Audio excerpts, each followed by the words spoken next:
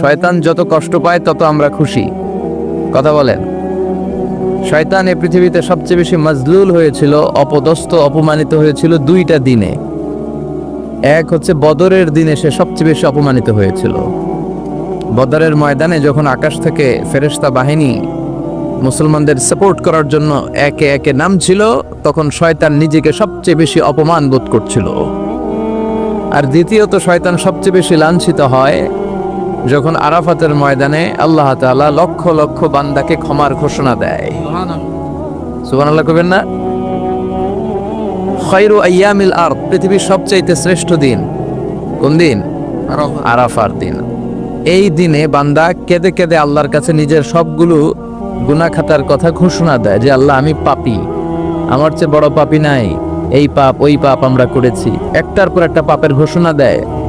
আর আল্লাহ এত খুশি হতে থাকে, সব শেষে আরাফার দিনের সূর্য ডোবার আগেই আল্লাহ আরাফার ময়দানের হাজীদেরকে মাফ করার ঘোষণা দিয়ে দেয়।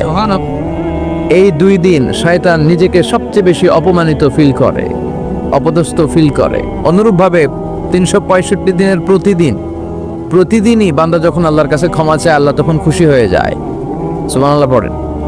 আর শয়তান নারাজ হয়ে যায়। আমাদের মিশন হচ্ছে আমরা আল্লাহরে খুশি করতে চাই, আর শয়তানের বিরুদ্ধে আমাদের অবস্থান। চিল্লায় বলেন ঠিক কিনা? এজন্য সবসময় প্রশংসা করব কার? শুকর গুজার হব আল্লাহর জন্য, ঠিক কিনা? বিশ্বনবী বলতেন আল্লাহুম্মা জাআলনি সাবুরা ওয়া জাআলনি শাকুরা ওয়া জাআলনি ফি আইনি সগীরা ওয়া ফি আয়ুনিন নাসি কাবীরা। হে আল্লাহ, আপনি আমাদের ধৈর্যশীল বানান। আমাদের ধৈর্য নাই, অল্পে আমরা অস্থির। আছে না নাই? এই দেশের মানুষ খুব বেশি অস্থির, বাংলাদেশের মানুষ খুব বেশি অস্থির। আমি পৃথিবীর অনেক দেশে ঘুরেছি, সেখানে দেখেছি মানুষজন খুব ধীরস্থির ভাবে কাজ করতে পছন্দ করে। সুপার শপে যদি কিনতে যায়, they maintain the queue in super shop. Super শপে লম্বা লাইন, সবাই যে ওখানে ভদ্রভাবে দাঁড়ায়, একজনের পর একজন যাবে। টিকিট কাটতে যাবে, লম্বা লাইন, একজনের পর একজন দাঁড়ায়, একজন যাবে আরেকজন। তো ওখানে যদি কোনো বাঙালি থাকে, তখন দেখা যায় তার অস্থিরতা। কেন সামনে এত লাইন, এত সময় লাগে কেন, আমি কখন পাবো, আমার কি হবে? অস্থিরতা আছে না নাই? মানে সে পারে না সামনে সবাইকে ডিঙ্গি আগে যে টাকা পে করবে, আগে যে টিকিট কাটবে। এই অস্থিরতা আমাদের কমাইতে হবে, ধৈর্যশীল হতে হবে। গোটা বিশ্বব্যাপী আমাদের এই বাংলাদেশের মানুষের এই বদনাম যে আমরা অস্থির প্রকৃতির, আমরা ঠান্ডা মাথায় ভাবি না। ঠান্ডা মাথায় ভাবতে হবে, ধৈর্যশীল হতে হবে। ইন্নামা সবরু ইনদা সাদামাতিল উলা। বিষ্ণু বলেছেন বিপদের প্রথম ধাক্কায় যে সবর ধারণ করতে পারে সেই তো সবুর। এজন্য বিষ্ণু দোয়া করতেন আল্লাহুম্মা জাআলনি সাবুরা, আল্লাহ আপনি আমাকে ধৈর্যশীল বানান। ও জাআলনি শাকুরা, আপনি আমার শুকরগুজার বান্দা বানান। বিশ্বনবীর চেয়ে ধৈর্যশীল, বিশ্বনবীর চেয়ে শুকরগুজার পৃথিবীর কেউ আছে? নাই। কথা বলেন। এমন তাবৎ কোনো অত্যাচার নাই যে অত্যাচার বিশ্বনবীর উপর করা হয় নাই। বিশ্বনবী মক্কার জামিনে যখন দাওয়াত দিতে লাগলেন, ওনারে পাগল বলা হতো, তুমি পাগল, বলা হতো মুহাম্মদ একটা কবি, বলা হতো মুহাম্মদ হচ্ছে গণক। বিশ্বনবী যখন রুকু দিতেন, সিজদায় চলে যেতেন, উটের পচা নারী ভুড়ি এনে বিশ্বনবীর কাঁধে ফেলে রাখা হতো। বিশ্বনবীর গলার মধ্যে রশি ধরে টান দেয়া হতো। কয়েকবার বিশ্বনবীর এই ঘাড়ের এই চামড়া ছিঁড়ে গিয়েছে, একবার চাদর টান দেওয়ার কারণে, আরেকবার রশি টান দেওয়ার কারণে। বিশ্বনবী কিছুই বলেন নাই, ক্ষমা করে দিয়েছেন। যেই মক্কার শত্রুরা বিশ্বনবীকে মক্কা থেকে বিতাড়িত করেছেন, এবং যেই রাতে উনি হিজরত করলেন, মাইগ্রেট করলেন, উনি কেঁদে কেঁদে বারবার মক্কার দিকে ফিরে তাকায়, আবার যায়, আবার ফিরে তাকায়, মাতৃভূমির মায়া ছাড়তে পারছেন না। আর বলছিলেন মক্কা তো আহাব্বুল বিলাদ ইলাইয়া, মক্কা আমার কাছে সবচেয়ে প্রিয় শহর। লাউলা উখরিজতু লামা খারাজতু মিনহা, আমার যদি বের করে না দেয়া হতো এই শহর থেকে, আমি কোনোদিন এই শহর থেকে বেরোতাম না। এত ভালোবাসতেন বিশ্বনবী মক্কাতুল মুকাররমাকে। ধৈর্যশীল ছিলেন। এত অত্যাচার অনাচারের পরে যখন মক্কা বিজয়ের ক্ষণ আসলো, এই মক্কাকে বিশ্বনবীর করতলগত করে দিল কে? ফাতে মক্কা হলো। বিশ্বনবী চাইলে পিছে পিছে প্রতিটা কাফের মুশরিককে শেষ করে দিতে পারতেন, ঠিক কিনা? কিন্তু বিশ্বনবী বললেন লা তাসরিবা আলাইকুমুল ইয়াউম ইযহাবু আনতুমুত তুলাকা। কোনো রিভেঞ্জ চলবে না আজকে, কোনো প্রতিশোধ নাই। একেবারে বড় যুদ্ধাপরাধী যারা, মারাত্মক যারা অফেন্স করেছে, তাদেরকে শাস্তির আওতায় আনা হবে, বাকি সবাইকে আমি ক্ষমা করে দিলাম। In the long history of the world, there is no instance of magnanimity and forgiveness which was showed by our beloved Prophet Muhammad when all of his enemies laid under his feet and he forgave them one and all. পৃথিবীর গোটা পৃথিবীর ইতিহাসে এরকম নজির কোথাও পাওয়া যায় না, যাকে এত অত্যাচার করে বিতাড়িত করা হয়েছে, নির্বাসন দেয়া হয়েছে, হিজরতে বাধ্য করা হয়েছে। তিনি যখন ওই শহরকে আবার বিজয় করলেন, কাউকে আঘাত করলেন না, আগুন জ্বালিয়ে শহরটাকে জ্বালিয়ে দিলেন না, ওদের বংশকে নির্বংশ করলেন না, বরং মুচকি হেসে উনি বললেন, যাও ক্ষমা করে দিলাম। সুবহানাল্লাহ, কি ধৈর্যশীল ছিলেন। আবার দোয়াও করতেন, আল্লাহুম্মা জাআলনি সাবুরা, আল্লাহ আপনি আমার ধৈর্য বাড়ায় দেন, ওয়া জাআলনি শাকুরা, আপনি আমার শুকরগুজার বানান, ওয়া জাআলনি ফি আইনি সাগীরা, আল্লাহ আমার চোখে আপনি আমারে ছোট বানান, ওয়া ফি আয়ুনিন নাসি কাবীরা, আল্লাহ মানুষের চোখে আপনি আমারে বড় বানান। কি মানুষ ছিল, নিজের চোখে নিজে ছোট থাকতে চাইতেন। আমরা নিজের চোখে নিজের বড় মনে করি, এরকম ডাকাইত আছে না নাই? নিজেরই নিজে মনে করে কত বড় সাহেব, লাট সাহেব। মান তাওয়াদা তারাফা, এটা হচ্ছে সুন্নাতুল্লাহি ফিল আরদ। মান তাওয়াদা তারাফা, যে নিচে নেমে থাকতে চায় আল্লাহ ওরে টেনে উপরে ওঠা, আর যে খালি উঠতে চায়, হিংসা করে অহংকার করে উপরে ঠেলতে চায়, ওরে নিচে নামায় দেয় কে? সাইয়েদনা আদমকে আল্লাহ বললেন, আদম সাল্লিম আলা উলাইকান নাফার লাম্মা খালাকাল্লাহু আদামা ওয়া কানা তুলহু 60 যিরাআন। নিচে নেমে গেলে যে উপরে ওঠে, আর উপরে উঠতে চাইলে যে নিচে নামে। উদাহরণ দেখেন, আদম আলাইহিস সালামকে তৈরির পর আল্লাহ বললেন, আদম সাল্লিম আলা উলাইকান নাফার, এই ফেরেশতাদের সালাম দাও। কি দাও? সালাম দাও। কোনো প্রশ্ন নাই, আল্লাহ সালাম দিব কেন? ফেরেশতারা আমারে দিব না কেন? আমি আগে দিব কেন? কথা আছে কোনো? যেই সালাম দিলেন, সালাম দেওয়ার সাথে সাথে ওনার মর্যাদা বাড়িয়ে দিল কে? এত মর্যাদা বাড়ালেন যে নূরের ফেরেশতারা মাটির আদমকে সেজদা দিতে বাধ্য হয়েছে। চিৎকার করে বলেন, ঠিক কিনা? তুমি মাটির আদমকে প্রথম সৃষ্টি করিয়া ঘোষণা করিয়া দিলে শ্রেষ্ঠ বলিয়া, তাই তো নূরের ফেরেশতা করে আদমকে সেজদা, সবার চেয়ে সম্মান দিলে মাটির আদমকে। আল্লাহু আল্লাহু পড়েন, আল্লাহু আল্লাহু তুমি জাল্লে জালালুহু, শেষ করা তো যায় না গে তোমার গুণগান। আল্লাহু আল্লাহু, সুবহানাল্লাহ পড়েন। কি সম্মান আল্লাহ বাড়াই দিলেন। আল্লাহ বললেন, আদম আজকে থেকে তুমি আশরাফুল মাখলুকাত, তুমি খলিফাতুল্লাহ ফিল আরদ, তুমি পৃথিবীতে আমার খলিফা, ভাইস জেরেন্ট অফ আল্লাহ। আল্লাহর খলিফা, আল্লাহর আহকামগুলো পালনের জন্য ভাইস জেরেন্ট। চুরি করলে হাত কেটে দাও, কার আইন? এই কাজ আদম তুমি দুনিয়াতে যেয়ে করবা। জিনা করলে ডেথ পেনাল্টি, হেড অফ, শিরোচ্ছেদ করে দাও, কার আইন? খলিফা হিসেবে মানুষ এসে করবে। মানুষকে আল্লাহ আশরাফুল মাখলুকাত বানিয়ে দিলেন, নিচু হয়েছে বড় বানিয়ে দিলেন। আর শয়তানের অবস্থা কি? শয়তানকে আল্লাহ বললেন সিজদা দে আদমকে। শয়তান যুক্তি দাঁড় করিয়েছে, খলাকতাহু মিন তিন, খলাকতানি মিন নার ওয়া খলাকতাহু মিন তিন। আল্লাহ আপনি আমারে বানাইছেন আগুন দিয়া। কি দিয়া? আগুনের ধর্ম উপরের দিকে ওঠে, আর মাটির ধর্ম সে নিচে পড়ে থাকে, আমি কেন সিজদা দেব? শয়তানকে চিরকালের জন্য ইবলিস, মালউন, অভিশপ্ত আর জাহান্নামী হিসেবে ঘোষণা দিয়ে দিল কে? এজন্য আপনি ছোট থাকতে চাইবেন, আপনারে বড় বানাবে কে? আর আপনি নিজে যদি বলেন আমি বড়, থাপ্পড় মেরে আপনারে নিচে নামাই দিবে কে? এজন্য বিশ্বনবী দোয়ায় বলতেন, আল্লাহুম্মা জাআলনি সাবুরা ওয়াজআলনি শাকুরা ওয়াজআলনি ফি আইনি সাগীরা ওয়া ফি আয়ুনিন নাসি কাবীরা। ও আল্লাহ, আপনি আমারে ধৈর্যশীল বানান, আপনি আমারে শুকরগুজার বান্দা বানান, আমার চোখে আমারে আপনি ছোট বানান, মানুষের চোখে আপনি আমারে বড় বানান। সুবহানাল্লাহ পড়েন। এজন্য সবসময় শুকরগুজার থাকার চেষ্টা করতে হবে। রাজি আছেন তো? যে কোনো মুহূর্তে, যে কোনো পরিস্থিতিতে আমরা শুকরিয়া করব কার? চিল্লায় বলেন কার?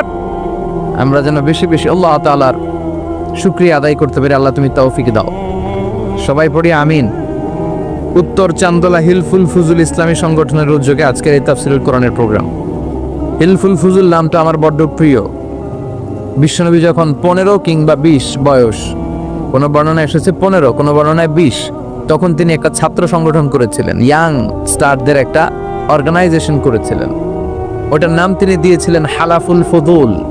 হালাফুল ফুদুল, ওইটারই আমরা বাংলায় কি বলি? হিলফুল ফুজুল। হালাফ মানে শপথ, oath, we take an oath in the name of Allah, আল্লাহর নামে শপথ নেয়ারে বলে হালাফ। আর ফাদিলা, ফাদলুল মানে ভালো কাজ, ভালো ভালো কাজের উপর বিশ্বনবী যুবকদেরকে একত্রিত করলেন যে মক্কা শহরে কোনো টেন্ডারবাজি চলবে না, কোনো চাঁদাবাজি চলবে না, দুর্বলের উপর সবলের অত্যাচার চলবে না, জালিমের জুলুম চলবে না, হত্যা চলবে না, ধর্ষণ চলবে না, রাহাজানি চলবে না। মক্কা শহরটারে শান্তির শহর বানাতে হবে। যুবকরা এই দায়িত্ব কাঁধে নিয়েছে। কারা? মুরব্বীরা না, যুবকরা। যুবকদের আছে প্রাণ ঢালা উচ্ছ্বাস, অনেক শক্তি। এজন্য যুবকদেরকে ভালো কাজে আসতে হবে। যুবকরা চাইলে দেশের চেহারা পাল্টে দিতে পারে। এদেশে যুবক ভোটার আছে কয়জন জানেন? নতুন করে যুবক ভোটার হয়েছে 2 কোটি। কয় কোটি? 2 কোটি না? Can you imagine that? কল্পনা করতে পারেন? They can change Bangladesh, they can change the face of Bangladesh. তারা 56,000 বর্গ মাইলের এই বাংলাদেশের চেহারা পাল্টে দিতে পারে। তাদের অনেক শক্তি। এই জন্য যুবকদের এই শক্তি কাজে লাগাতে হবে। ফেন্সিডিল, গাঁজা, ইয়াবা, হিন্দি সিনেমা এগুলোর পিছনে দৌড়ানো যাবে, পর্নোগ্রাফির পিছনে ছোটা যাবে। যুবক বয়সে ভয় করতে হবে কারে? চিল্লায় বলেন কাকে? আল্লাহ আমার যুবক ভাইদেরকে তুমি তৌফিক দাও। বিশ্বনবী হালাফুল ফুদুল তিনি গঠন করলেন মক্কাতুল মুকাররমাতে। পুরো মক্কা শহরটা শান্তির শহর হয়ে গেল। সুবহানাল্লাহ। আল্লাহ উত্তর চন্দলা হিলফুল ফুজুল ইসলামী সংগঠনকে তুমি কবুল করো। আজকের প্রোগ্রামের সভাপতিত্ব করছেন আল্লামা অধ্যক্ষ গোলাম সরোয়ার সাইদি পীর সাহেব, আড়াইবাড়ি দরবার। আমার প্রিয় নানা ভাই আলোচনা করেছেন, বয়ান করেছেন। আল্লাহ নানা ভাইকে কবুল করুক। নানা ভাইটা একটু ইয়াং হয়ে গেছে না? হ্যাঁ, অনেক জায়গায় লোকজন খুব বিভ্রান্তিতে পড়ে যায়। ঘটনা কি? আপনি নানা হইলেন কবে, নাতনি হইল কবে, আবার জামাই বলেন কবে? তো আমারও বলে যে তুমি যে আমার নানা ভাই বানাইছো, আমি তো এর উত্তর দিতে দিতে কাম সারা। তো আল্লাহ নানা ভাইকে তুমি কবুল করো। তিনি হকের কথা, কোরআনের কথা বলেন। পীর সাহেবদের মুখে এরকম হুঙ্কার দেখা যায় না। কথা কন, এরা থাকে খানকায়, এদের পেট থাকে বড়। সবার কথা বলছি না, বেশিরভাগ কথা বলেন। এই ভণ্ডামি এই দেশে আছে না নাই? দোদেল বান্দা কালমা চোরে না পায়, শ্মশান না পায় ঘোরে, দিন থাকিতে আয়রে পথে ছাইড়া দে ভণ্ডামি, ভণ্ডামি ভণ্ডামি ভণ্ডামি, ছাইড়া দে ভণ্ডামি। আছে না নাই? নামাজ কালাম পড়ে না, ইবলিশ শয়তানের নানা। আছে না? নামাজ নাই, রোজা নাই, নাচানাচি, নাচ গান, গোসল করে না, সারা বছরে করে একবার, ওই গোসলের পানি মুরিদরা খায় ফেলায়। আছে না নাই? নামাজ রোজা করে না, ইবলিশ শয়তানের নানা, ধর্মের একখান খুঁটি ধইরা কয়দিন করবা হয়রানি, ভণ্ডামি ভণ্ডামি ভণ্ডামি, ছাইড়া দে ভণ্ডামি। ঠিক কি না?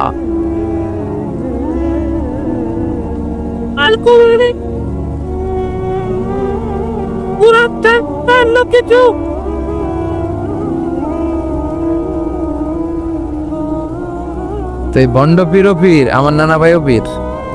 কথা কন, পীরে পীরে পার্থক্য আছে না নাই? পীরে পীরে পার্থক্য আছে। এজন্য পীর চিন্তা হবে। এদেশে এই পাক ভারতে ইসলাম প্রচারে ওলিয়া উলিয়াদের, পীর মাশায়েখদের অবদানের কোনো শেষ নাই। কিন্তু চিন্তা হবে, কষ্টি পাথর দিয়ে যাচাই করে নিতে হবে। কারণ এই পীরের আদলে অনেক ভণ্ড এই বাংলার জমিন আছে না নাই? এই ভণ্ডদের সাথে আমাদের কোনো সম্পর্ক নাই। ওনার দরবারে আলোচনা হয়, সৈয়দ কামালউদ্দিন জাফরি সাহেব যায়, আমরা যাই, দেশ বরেণ্য ওলামায়ে কেরামরা যায়, যারা হকের কথা বলে, যারা কোরআন সুন্নাহর আলোকে বলে। কোনো ভণ্ডামি নাই। যাবেন, প্রতি বছর যাবেন। আল্লাহ আজকে সভাপতিকে তুমি কবুল করো। তারপরে আজকে কথা বলেছে মাওলানা রফিকুল ইসলাম ভুইয়া সাহেব, আমাদের সভাপতি সিরাতুন নবী ফাউন্ডেশনের চান্দোলার। না, রফিক ভাইয়ের চিনা না এমন কেউ নাই, এজন্য আর কিছু বলতেছি না তার নামে। আল্লাহ রফিক ভাইয়ের তুমি কবুল করো। গোলাম কবির চৌধুরী আল আজহারি আসতে পারে নাই, আমার বন্ধু মানুষ, একসাথে পড়াশোনা করেছি। এরপর আমার এক মিতা মিজানুর রহমান আতিকি আমার আগে আলোচনা করেছে। আল্লাহ তাকেও তুমি কবুল করো। সালাত নিয়ে কথা বলতেছিলেন। সালাত আউয়ালু মা ইউহাসাবু বিহিল আবদু ইয়াউমাল কিয়ামাতি আস-সালাত। কিয়ামতের দিন সর্বপ্রথম হিসেব নেওয়া হবে নামাজের, সালাতের। সালাত চিনেন তো? কুরবানির গোশত খাওয়ার মাঝখানে যেটা খায় ওটা। হ্যাঁ, এটারে বাংলায় আমরা নামাজ বলি, কি বলি? নামাজ। বিশ্বনবী ইন্তেকাল করবেন, রুহু বের হয়ে যাচ্ছে, 2-3টা শব্দ বললেন, এর মধ্যে একটা ছিল সালাত। আর সালাত, উম্মতেরা নামাজ, নামাজ, নামাজ ছেড়ে দিও না। ওয়া মালাকাত ঈমানুহু। মানুষ ইন্তেকালের আগে শ্বাস বের হয়ে যাচ্ছে, রুহু চলে যাচ্ছে, ওই মুহূর্তে কি জরুরি কথা বলে নাকি ফালতু কথা বলে? সবচেয়ে জরুরি কথাটাই তখন সে বলে যায়, ঠিক কি না? কথা বলেন। বিষ্ণু বলেছিলেন নামাজ। ওমরে ফারুক, ওনার কাছে আবু লুলু আল মাজুসি, এক অগ্নি উপাসক এসে বিচার দিল, ইয়া ওমর আল ফারুক, আমার মনিবের নাম হচ্ছে মুগীরা ইবনে শুবা, সে প্রতিদিন 4 দিরহাম করে আমার কাছে চার্জ করে। এত টাকা চার্জ করে কেন? উনি জিজ্ঞেস করলেন, তুমি কি কাম পারো? আমি খঞ্জর বানাইতে পারি। খঞ্জর চিনেন? ছোট্ট ছুরি, আরবরা পকেটে রাখে। ওমানের সুলতান কাবুসের ছবি দেখবেন, এখানে একটা খঞ্জর আছে। আমি খঞ্জর বানাইতে পারি। খঞ্জর বানাতে পারো? মদিনায় তো কেউ বানাতে পারে না, তুমি খঞ্জর বানাইতে পারো? তুমি তো অনেক টাকার মানুষ মিয়া, তোমার মনিব তো অল্প টাকায় চার্জ করছে, এটা দিতেই হবে। আবু লুলু কয়, ওমর তুমি সবার জন্য এত নরম, আমার জন্য গরম, তোমার আমি বুঝাবো। সে বাড়িতে যে একটা খঞ্জর বানালো, মাকবাদাতুহু ফি ওয়াসাতিহি, যে খঞ্জরের হ্যান্ডেল হচ্ছে মাঝখানে, 2 দিকে ধারালো ছুরি, এটা ধার দেয়। আর কয়, ওমর তোরে আমি বুঝাবো। প্রতিদিন ধার দেয়। সাইয়েদনা ওমরে ফারুক মসজিদে নববীর ইমাম, ওয়া কানু ইউসাল্লুনা বিখালাস, তখন ওনারা অন্ধকারে নামাজ পড়তেন আউয়াল ওয়াক্তে। আমরা তো দেরি করে পড়ি, সুন্নাহ অনুযায়ী আগে আগে পড়া ভালো। আপনি মসজিদুল হারামে গেলে দেখবেন যে কত আগে ফজর পড়ে, ফজরের 1-1.5 ঘন্টা পরে সূর্য ওঠে, ঠিক কি না? তো সে একবার ছদ্মবেশে ফজরের সময় প্রথম কাতারে যে হাজির, আসলে কিন্তু মাজুসি, সূর্যের পূজা করে। খঞ্জরটা নিয়ে এসে দাঁড়ালেন। ওমরে ফারুক ফজরের সময় ঢুকলেন, বললেন আকিমিস সালাহ, একামত দাও। একামত দেয়া হলো। ওমরে ফারুক আল্লাহু আকবার বলে অন্ধকারে ফজরের সালাত শুরু করলেন। প্রথম রাকাত যখন পড়ে ফেললেন, রুকুতে যাবে, ইন দ্য মিন টাইম সে খঞ্জর বের করে ওমরে ফারুককে 3টা স্টেবিং করেছে। একটা নাভিতে মারার সাথে সাথে নাভিটা কেটে গেল, আর একটা এই পাশে পাজরে, আর একটা পেটের মাঝখানে, পেটও কেটে গেল। ওমর ফারুক বললেন, কাতালানি আল কালব, এক কুকুর আমারে মেরে ফেলেছে। ওমর ফারুককে পিছনে নিয়ে যাওয়া হলো। আব্দুর রহমান ইবনে আউফকে টেনে ইমামতির জায়গায় নেওয়া হলো। আর সে কাতারের মাঝখান দিয়ে খঞ্জর ঘুরাতে ঘুরাতে আগাতে লাগলো। ওর খঞ্জরের আঘাতে 7 থেকে 8 জন সাহাবী স্পট ডেথ, জায়গায় শেষ। ওমর ফারুক বেহুশ। ওমর ফারুক, ওনার মুখে দুধ দেয়, দুধ ওই নাভি দিয়ে বের হয়ে যায়। আল্লাহ, নাভিজ দেয়, নাভিজ পেট দিয়ে বের হয়ে যায়। রাষ্ট্রীয় চিকিৎসকরা বুঝতে পারলো উনি আর বাঁচবে না, বেহুশ। সবাই দাঁড়িয়ে আছে। কি হয় আমাদের আমিরুল মুমিনিনের? 10টি বছর তিনি অর্ধ পৃথিবীর শাসন করেছেন, উনার ভয়ে বাঘে মহিষে এক ঘাটে পানি খেত। হুশ ফেরার পরে ওমরে ফারুক বলেন, আমারে মারছে কে? আমার কি অবস্থা, বাঁচবো কিনা? আমার ছেলে আব্দুল্লাহ কোথায়? আব্দুর রহমান কোথায়? আমার বিবিরা কোথায়? কত সম্পদ আমার আছে, কোথায় গেলে ভালো চিকিৎসা পাওয়া যাবে? কিচ্ছু সে বলে না। হুশ ফিরার পরে ওমরে ফারুকের প্রথম প্রশ্নটা ছিল, আসল্লান্নাস, আসল্লান্নাস, আমার দায়িত্বে, আমার নেতৃত্বে যে ফজরের একটা নামাজ শুরু হয়েছিল, এটা কি ঠিক মতো শেষ হয়েছিল? আসল্লান্নাস, মানুষের নামাজটা পড়ছিল, 1 রাকাতের দায়িত্ব পালন করতে পেরেছে, এরপর হুশ নাই। বাকি 1 রাকাতের কি হয়েছে? মুসল্লিদের কি হয়েছে? সালাতটা ওয়াক্তমতো হয়েছে কিনা? আসল্লান্নাস, এটা ছিল ওমরে ফারুকের প্রশ্ন। সুবহানাল্লাহ কইবেন না? তাহলে এই সালাতের গুরুত্ব আছে না নাই? সর্বপ্রথম এই সালাতের ব্যাপারে in the day of judgement আমাদেরকে প্রশ্ন করবে কে? সালাত কায়েম করো, সালাত কায়েম করো, হবে সম্মানী তুমি, হবে জান্নাতি তুমি, হবে সম্মানী তুমি, হবে জান্নাতি তুমি, দিবে কাল হাসরে শীতল ছায়া আরশে আজিম, রাব্বিয়াল আলা, রাব্বিয়াল আযীম, রাব্বিয়াল আলা, রাব্বিয়াল আযীম। সুবহানাল্লাহ পড়েন। এজন্য নামাজ, নামাজ, এই নামাজ যাতে মিস হয়ে না যায়। সব মিস হতে পারে, নামাজ মিস হতে পারে না। আল্লাহ তুমি বুঝার তৌফিক দান করো। আমি আপনাদের খেদমতে সূরাতু আত-তাহরিম থেকে ছোট্ট একটি আয়াতের অংশ তেলাওয়াত করেছি, যেখানে আল্লাহ তাআলা আমাদেরকে আহ্বান জানিয়েছে, ওহে বিশ্বাসীরা, পাপ হতে পারে, ভুল হতে পারে, অন্যায় হতে পারে, ওই অন্যায়ের উপর অটল থেকো না, আমার কাছে ফিরে আসো। কাম টু ইউর লর্ড, তোমার রবের দরবারে ফিরে আসো, ক্ষমার মতো ক্ষমা চাও, ক্ষমার মতো আল্লাযীনা আমানু তুবু ইলাল্লাহি তাওবাতান নাসুহা।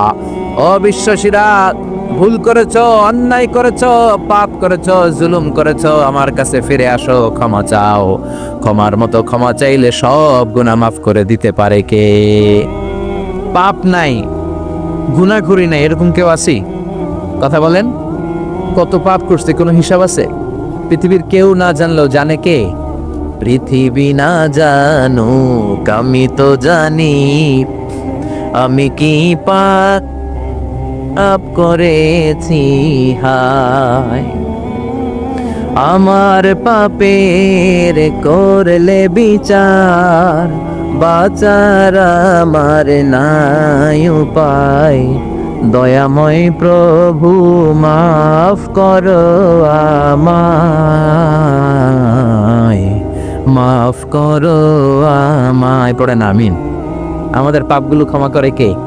চিল্লায় বলেন কে? আল্লাহ ডেকে বলে, গোলাম আমি হলাম গাফিরুজ যাম কাবিলুত তাওব। আমার কাজ হলো ক্ষমা করা, আমার কাজ হলো তওবা কবুল করা। শয়তানের কাজ হলো ওয়াসওয়াসা দেওয়া, আমাদেরকে ভুল পথে নিয়ে যাওয়া, আর আমাদের কাজ হলো ভুল করে ফেলা। আল্লাহর কাজ হলো ভুলগুলো মাফ করে দেয়া।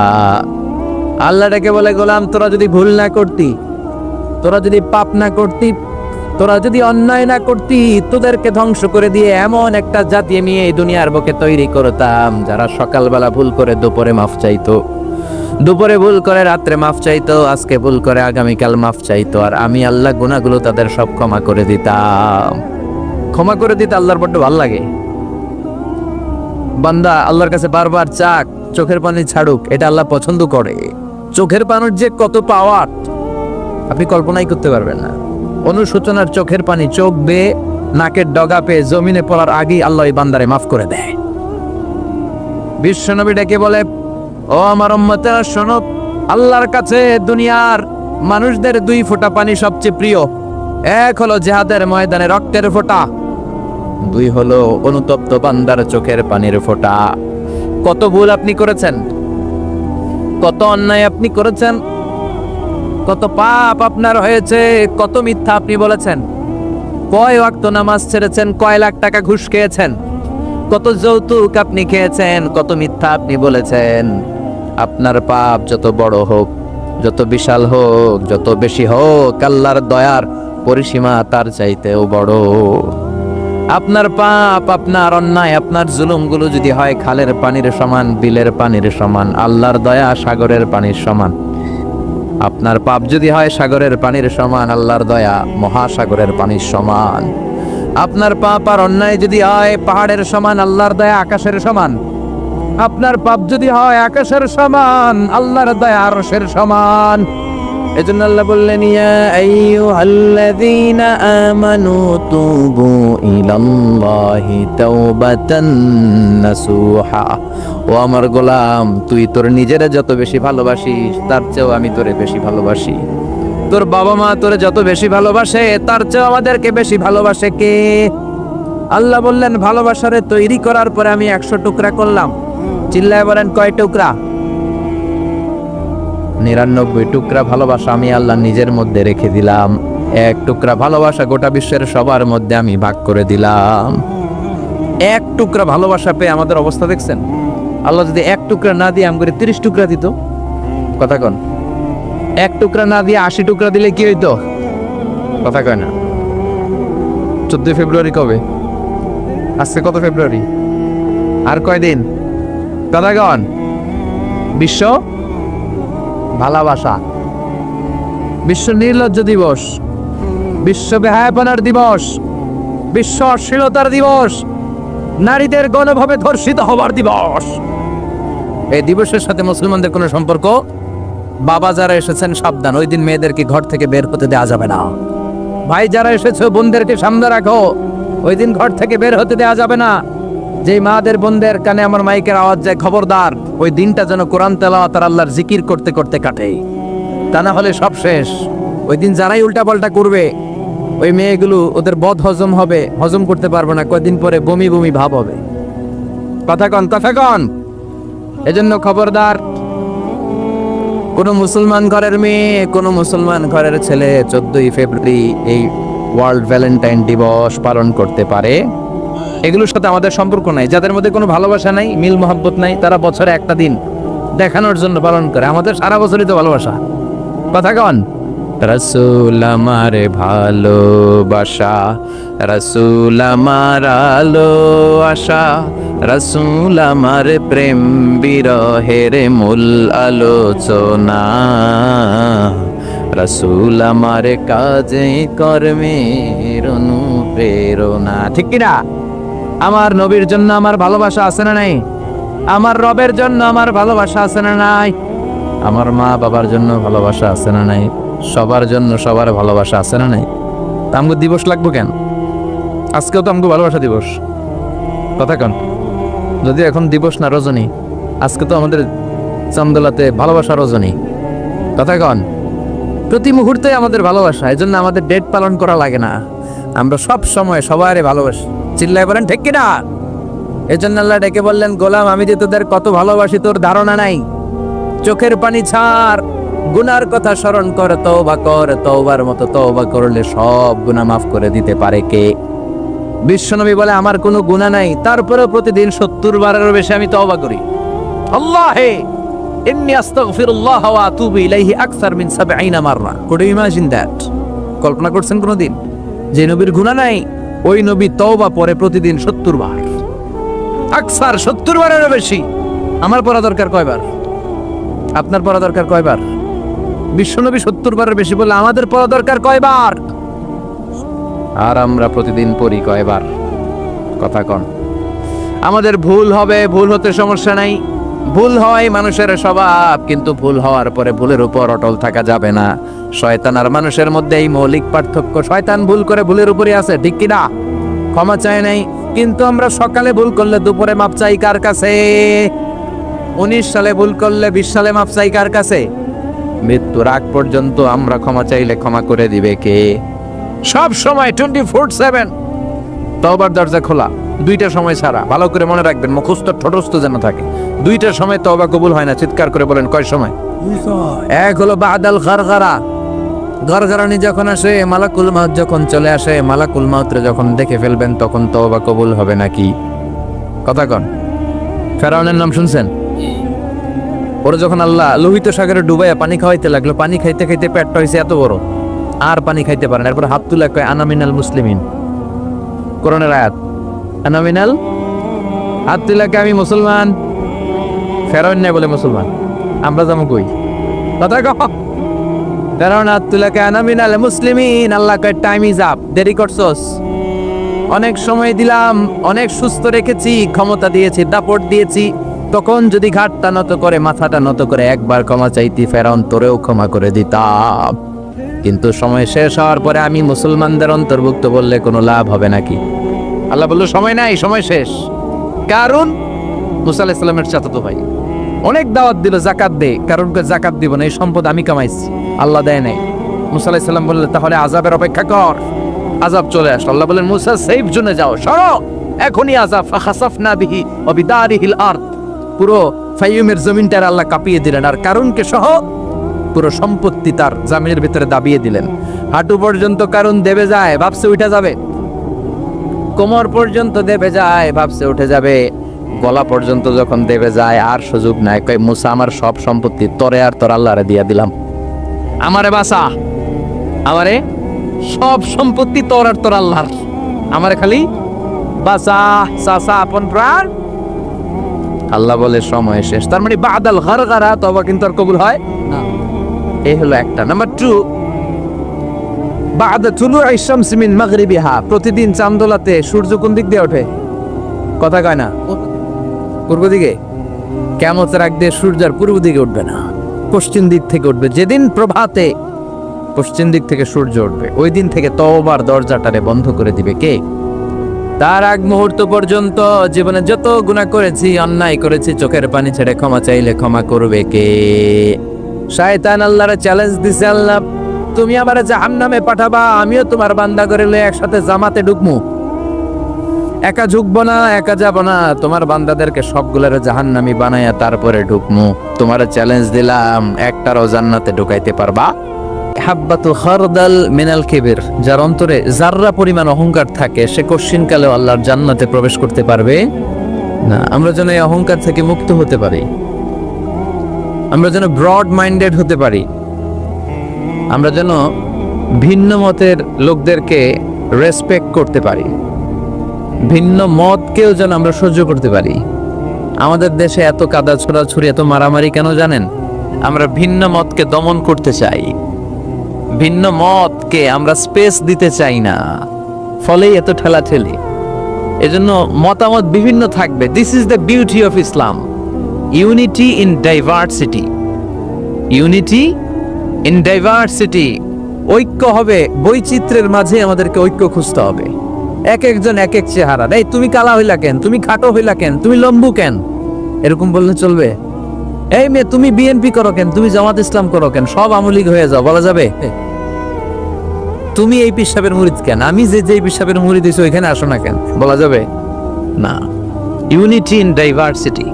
রাসূল সাল্লাল্লাহু আলাইহি ওয়াসাল্লাম ইহুদিদেরকে স্পেস দিয়েছেন, খ্রিস্টানদেরকে স্পেস দিয়েছেন। মনে রাখতে হবে, ঐক্য প্রক্রিয়ার নাম হচ্ছে, এটা এমন একটা প্রক্রিয়া যেখানে সবাই একই চিন্তা চেতনা পোষণ করবে এমনটা নয়, বরং এক একজনের এক এক চিন্তা, কিন্তু মৌলিক বিষয়ে সবাই এক।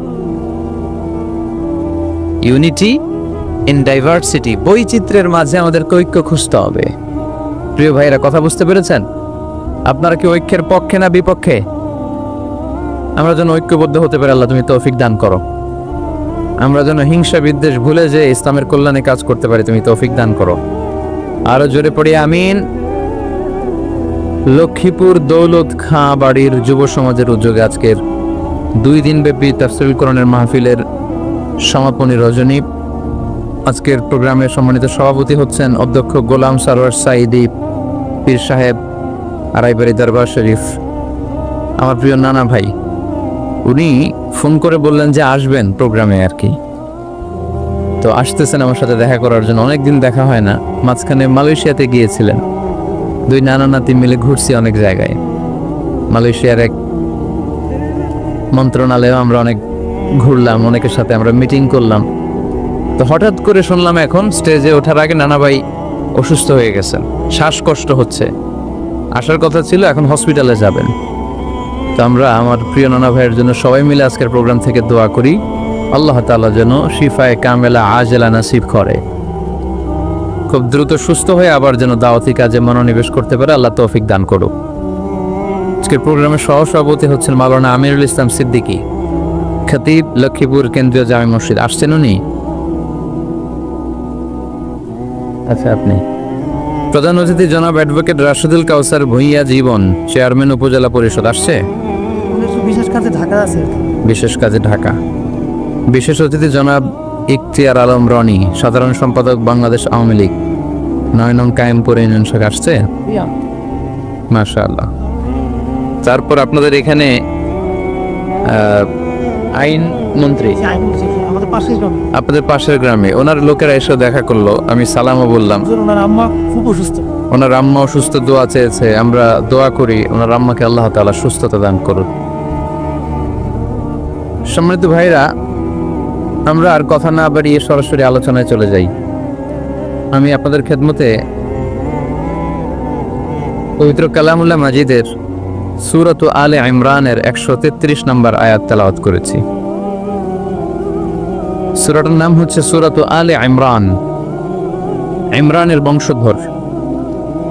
ইমরান কে ছিল আপনারা জানেন? মারিয়াম আলাইহিস সালামের পিতা, ঈসা আলাইহিস সালামের নানা। সুবহানাল্লাহ পড়বেন না? ওনাদের ফ্যামিলিটা আল্লাহ তাআলার কাছে এতটাই পছন্দনীয় ছিল যে এই ফ্যামিলির নামে আল্লাহ কোরআনে একটা সূরাই দিয়ে দিলেন, আলে ইমরান। আরবিতে পরিবার বা ফ্যামিলি, এটা বোঝানোর জন্য আরবিতে 2টা শব্দ ব্যবহার হয়। এক হচ্ছে আহাল আর একটা আল। আহাল এটা সম্মানিতদের ক্ষেত্রেও হয়, আবার সাধারণ মানুষদের ক্ষেত্রেও হয়। যেমন রাসূল সাল্লাল্লাহু আলাইহি ওয়াসাল্লামের পরিবারবর্গ, ওনারা অনেক সম্মানিতা, অনেক সম্মানিত। তো আল্লাহ রাসূল সাল্লাল্লাহু আলাইহি ওয়াসাল্লামের পরিবারের ক্ষেত্রে বলা হয় আহলে বাইত।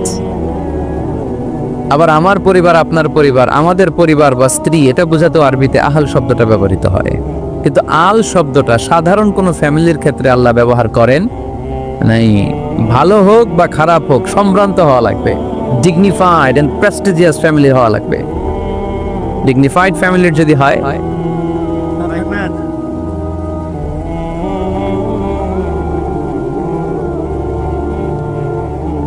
very dignified and prestigious family যদি হয়, হয়েছে এই তো ঠিক হয়ে গেছে, বসো বসো বসে যাও। very dignified and prestigious family যদি হয়, সেক্ষেত্রে আল্লাহ কোরআনে আল বলেছেন।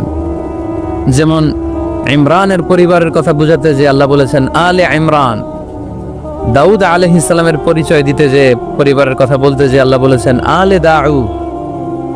আবার ফেরাউনের বংশ বা পরিবারের কথা বলতে যে আল্লাহ বলেছেন আলে ফেরাউন।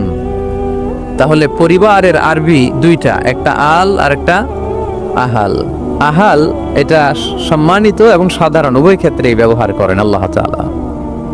আর আল এটা শুধু ডিগনিফাইড এন্ড প্রেস্টিজিয়াস ফ্যামিলি, ভালো হোক ফ্যামিলিটা বা খারাপ হোক, সেক্ষেত্রে আল্লাহ ব্যবহার করেন। তারই ধারাবাহিকতায় ইমরান, ওনার যে ফ্যামিলি, মারিয়াম আলাইহিস সালাম ছিলেন তার কন্যা, তার স্ত্রীর নাম ছিল হান্না বিনতে ফাখুস। এই ফ্যামিলিটা আল্লাহর কাছে বড্ড প্রিয় একটা ফ্যামিলি। এজন্য আল্লাহ তাআলা এই ফ্যামিলির নামে কোরআনে একটা সূরা দিয়েছেন। কোরআনের চ্যাপ্টারাইজেশন গুলো অনেক সুন্দর। আমি প্রায় বলে থাকি মানুষের নামে সূরা, প্রাণীর নামে সূরা, বংশের নামে একটা সূরা আছে, সূরাতুল কুরাইশ আছে না? এটা একটা বংশের নামে, তাই না? প্রাণীর নামে আছে বড় প্রাণী, ছোট প্রাণী। স্থলের সবচেয়ে বড় প্রাণী হাতি, আছে না সূরা? সূরা ফিল। আবার স্থলের সবচেয়ে ছোট প্রাণী পিঁপড়া, আছে না? আন-নামল, সূরাতু আন-নামল। তারপর মৌমাছির নামে আছে সূরা, সূরাতু আন-নাহল। মধু খান তো আপনারা? মধু, খাঁটি মধু পাওয়া যায় এলাকায়, খুব পাওয়ারফুল খাবার। কিন্তু সাইবেরিয়ান এলাকায় ওরা মদ খায়। জিজ্ঞেস করলাম কেন? কয় খুব ঠান্ডা। আমি বললাম মধু খাইও, আরো বেশি গরম হবা। মদ খেলেও শরীর গরম হয়, কিন্তু মধু খেলে তার চেয়ে বেশি গরম হয়। রাসূল সাল্লাল্লাহু আলাইহি ওয়াসাল্লাম মধু খেতেন। কিছু কিছু হাদিয়া আল্লাহ রাসূল সাল্লাল্লাহু আলাইহি ওয়াসাল্লাম ফিরিয়ে দিতেন না। এর মধ্যে একটা হচ্ছে মধু। মধু দিলে বলতেন না যে না নিব না। আতর ফিরিয়ে দিতেন না। বালিশ, বালিশ খুব পছন্দ করতেন। আল্লাহ রাসূল ঠেকনা দিয়ে বসতে পছন্দ করতেন। সুবহানাল্লাহ পড়ায়। রাসূল সাল্লাল্লাহু আলাইহি ওয়াসাল্লামের কাছে একটা কসমেটিক্সের বক্স থাকতো সবসময়, জরুরি 5-6টা জিনিস এর ভেতরে থাকতো। ওখানে আল্লাহ রাসূল সাল্লাল্লাহু আলাইহি সাল্লাম চিরুনি রাখতেন। চিরুনি, আপনারা চুল আঁচড়ান তো চিরুনি দিয়ে, সবসময় পরিপাটি থাকবেন, এটা সুন্নাহ। পরিচ্ছন্ন, ফিট থাকা, সবসময় গেট আপটা ভালো থাকা, এটা সুন্নাহ। আল্লাহ রাসূল সাল্লাল্লাহু আলাইহি সাল্লাম কোনো বিদেশি ডেলিগেট আসলে তাদের সাথে দেখা করার আগে সময় নিতেন, নিজেকে গুছিয়ে নিতেন। সুবহানাল্লাহ পড়েন। চুলগুলো আঁচড়ে রাখতেন এই চিরুনি দিয়ে। তাহলে ব্যক্তিগত কসমেটিক্স বক্সে আল্লাহ রাসূল সাল্লাল্লাহু আলাইহি সাল্লাম যে জিনিসগুলো রাখতেন তার মধ্যে একটি হচ্ছে চিরুনি। 2 নম্বর আল্লাহ রাসূল সাল্লাল্লাহু আলাইহি সাল্লাম জাইতুনের তেলের একটা ছোট্ট বোতল রাখতেন। ওয়াত-তিনি ওয়াজ জাইতুন, অলিভ অয়েল। অলিভ অয়েলের ওয়াজ করেছি গত বছর। যেখানেই আমার সাথে লোকজনের দেখা, কয় হুজুর এখন থেকে অলিভ অয়েল মাখিয়ে আনি, এজন্য সুন্দর হয়ে গেছি। তো অলিভ অয়েল রাখতেন, চিরুনি রাখতেন। এরপরে সুরমাদানি রাখতেন, সুরমা, চোখে আল্লাহ রাসূল সাল্লাল্লাহু আলাইহি ওয়াসাল্লাম সুরমা দিতেন। এরপর আল্লাহ রাসূল সাল্লাল্লাহু আলাইহি ওয়াসাল্লাম উতুর রাখতেন, উতুর পারফিউম, আতর দিতেন। কিছু কিছু বিষয় আছে আরবাউন মিন সুনানিল মুরসালিন, 4টা সুন্নাহ আছে, সব নবীদের সুন্নাহ, সবাই এটা করেছেন। এর মধ্যে একটা হচ্ছে উতুর, সব নবীরা আতর দিতেন। সুবহানাল্লাহ, বাড়িতে যাই বললেন আতর দিবেন, এটা সুন্নাহ। আপনার ইমপ্রেশনটাকে আরো সুন্দর করবে। First impression lasts long. প্রথম দেখায় যারা ভাল লাগে, এটা সবসময় ভাল লাগে, ঠিক কিনা? প্রথমেই যদি কারোর সাথে কথা বলতে যাওয়ার পরে দেখা যায় আপনারা দেখতে খারাপ লাগে, গায়ে দুর্গন্ধ, আসবে আর আপনার কাছে? আসবে না। এরপর আসিওয়াক, ওই কসমেটিক্স বক্সে আল্লাহ রাসূল সাল্লাল্লাহু আলাইহি ওয়াসাল্লাম মেসওয়াক রাখতেন। কি রাখতেন? এটাও সব নবীদের সুন্নাত।